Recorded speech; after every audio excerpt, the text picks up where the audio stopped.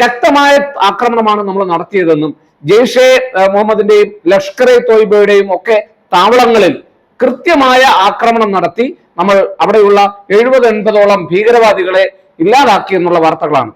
അതിൽ കൊടും ഭീകരനായ മസൂദ് അസൂറിന്റെ ഫാമിലിയെ കുറിച്ച്, കുടുംബത്തെ കുറിച്ചുള്ള വാർത്തകൾ വന്നിട്ടുണ്ട്. അദ്ദേഹത്തിന്റെ സഹോദരിയും ഒക്കെ അടങ്ങുന്ന 14ഓളം പേർ, അതിലെ 10 പേരോളം അദ്ദേഹത്തിന്റെ കുടുംബത്തിലെ ആളുകൾ വധിക്കപ്പെട്ടു എന്നാണ് അദ്ദേഹം തന്നെ പറയുന്നുണ്ട്. ഇനി ഞാൻ എന്തിനാണ് ജീവിച്ചിരിക്കുന്നത്, എന്നെയും കൂടി ഞാനും അതിൽ മരിക്കുന്നതായിരുന്നു നല്ലതെന്നൊക്കെ പറഞ്ഞിട്ട് ആ ഭീകരവാദി. ഇപ്പോഴാണ് അദ്ദേഹത്തിന് വേദന മനസ്സിലാവുന്നത്.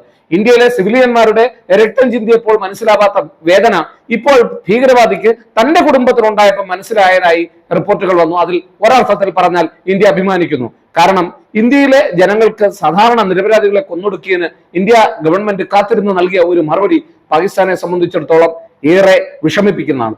ഒന്നടിച്ചാൽ ഉടനെ ഞങ്ങൾ ആണവായുധം പ്രയോഗിക്കും എന്ന് പറഞ്ഞാൽ ആരെയും ആണവായുധം പ്രയോഗിച്ച് നമ്മൾ കണ്ടില്ല.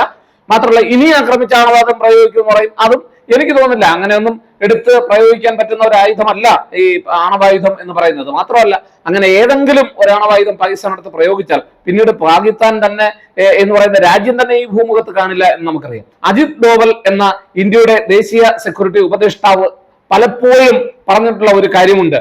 പണ്ടൊക്കെ ഇന്ത്യ ലോകത്തിലെ ഏതെങ്കിലും ഭാഗത്ത് പൗരന്മാരെ നഷ്ടപ്പെട്ടാൽ തിരിച്ചടിക്കുന്ന ഇസ്രയേലിന്റെയും അമേരിക്കയുടെ ഒക്കെ പട്ടികയിലേക്ക്, ആ മുൻനിര പട്ടികയിലേക്ക് ഇപ്പോൾ ഇന്ത്യയും വളർന്നു വന്നിട്ടുണ്ട് എന്ന്.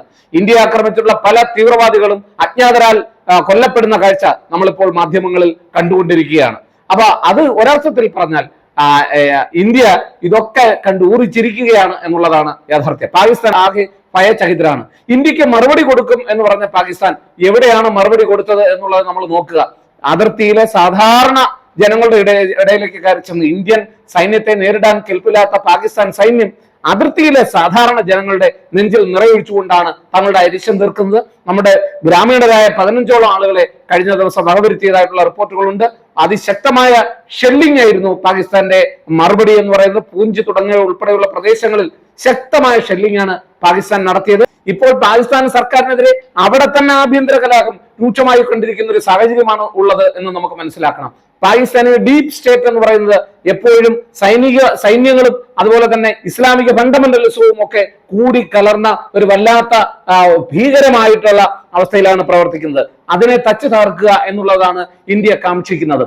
എന്തായാലും ഒരു കാര്യം ഉറപ്പാണ്, ഇന്ത്യക്ക് കിട്ടുന്ന ഓരോ അടിക്കും തങ്ങൾ തിരിച്ചടിക്കും. അത് സൈനികമെങ്കിൽ സൈനികം, അതല്ല മറ്റേതെങ്കിലും തരത്തിലാണെങ്കിൽ അങ്ങനെ എന്നുള്ളത് ഇന്ത്യ വളരെ ശക്തമായി വ്യക്തമാക്കി കഴിഞ്ഞിട്ടുണ്ട്. അതിന് പാകിസ്ഥാന് തിരിച്ചടി നൽകിക്കൊണ്ടിരിക്കുകയാണ്. ഇന്ത്യയുടെ 5ഓളം വിമാനങ്ങൾ വെടിവെച്ചിട്ടു എന്നുള്ള വീമ്പിളക്കുന്ന പാകിസ്ഥാൻ ഒരൊറ്റ വിമാനത്തിന്റെയും ദൃശ്യം പൂർണ്ണമായി ലോകത്തിന് മുന്നിൽ എത്തിക്കുവാൻ അവർക്ക് കഴിഞ്ഞിട്ടില്ല എന്നുള്ളതാണ്. ധാരാളം ഫേക്ക് ആയിട്ടുള്ള വാർത്തകൾ, തെറ്റായിട്ടുള്ള വാർത്തകൾ പ്രചരിപ്പിക്കുന്നതിന് എന്നും മുൻപന്തിയിൽ നിന്നുള്ള പാകിസ്ഥാൻ ആദ്യമേ പറഞ്ഞത് തങ്ങളുടെ സൈനിക രഹസ്യങ്ങൾ മുഴുവൻ, സൈനിക കേന്ദ്രങ്ങളുടെ മുഴുവൻ കാര്യങ്ങൾ അവർ ചോർത്തിയെടുത്തു. അതുപോലെ തന്നെ ഇന്ത്യൻ സൈന്യത്തിന്റെ മുഴുവൻ വെബ്സൈറ്റുകൾ ഹാക്ക് ചെയ്തു എന്നൊക്കെ പറഞ്ഞുകൊണ്ട് ദിവസവും വാർത്തകൾ വരുന്നുണ്ട്. ഇന്ത്യൻ സൈന്യത്തിന്റെ വിവരങ്ങൾ ഹാക്ക് ചെയ്ത് പോയിട്ട് ഇന്ത്യയിൽ കൃത്യമായി ഒരു ഇൻസ്റ്റലേഷൻ പോലും ഐഡന്റിഫൈ ചെയ്യാൻ പാകിസ്ഥാന് കഴിയുന്നില്ല എന്നുള്ളതിന്റെ ഏറ്റവും വലിയ തെളിവാണ് അവർ നടത്തുന്ന ദുർബലമായിട്ടുള്ള സാധാരണ ജനങ്ങളുടെ നേരെ നടത്തുന്ന ആക്രമണങ്ങൾ.